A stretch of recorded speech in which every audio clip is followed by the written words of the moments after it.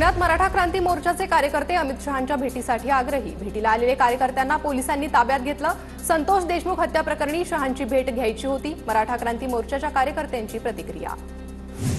हिंदूंच्या आंदोलनाच्या पार्श्वभूमीवर साधू महंतांची धरपकड।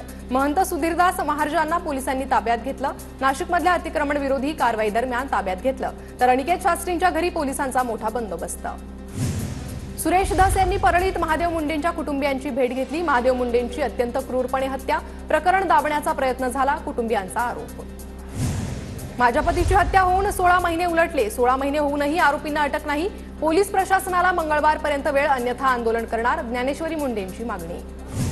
सुरेश धस यांनी केजचे पोलीस निरीक्षक वैभव पाटील यांची भेट घेतली। धसांकडून तत्कालीन पोलीस निरीक्षक प्रशांत महाजनांबाबत विचारणा, तर बालाजी तांदळेलाही तपासात घेण्याची धस यांची मागणी। मसाजोगमधील ग्रामस्थांच्या मागण्या घेऊन फडणवीसांना भेटणार, उद्या किंवा सोमवारी भेट घेणार असल्याची धसांची माहिती।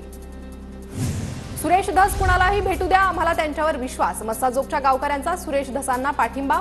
संतोष देशमुख प्रकरणात धस शेवटपर्यंत साथ देतील, मसाजोग ग्रामस्थांकडून विश्वास व्यक्त।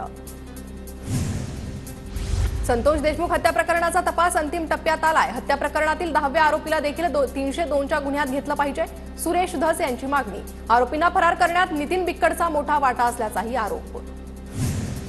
आरोपींचा शोध घेण्यासाठी बीड पोलिसांनी बालाजी तांदळेची गाडी वापरली। बीड गुन्हे शाखेच्या अधिकाऱ्यांनी तांदळेला दिलेलं पत्र TV9 मराठीच्या हाती। दरम्यान याच बालाजी तांदळेला सहआरोपी करण्याची जरांगे पाटील, धनंजय देशमुखांनी मागणी केली होती। बालाजी तांदळेने सर्व आरोपींचा जामीन केला, हे समाजाला का सांगितलं नाही? गाडीचा जसा खुलासा केला तसा जामिनाबाबतही खुलासा करणं गरजेचं, धनंजय देशमुखांचा हल्लाबोल।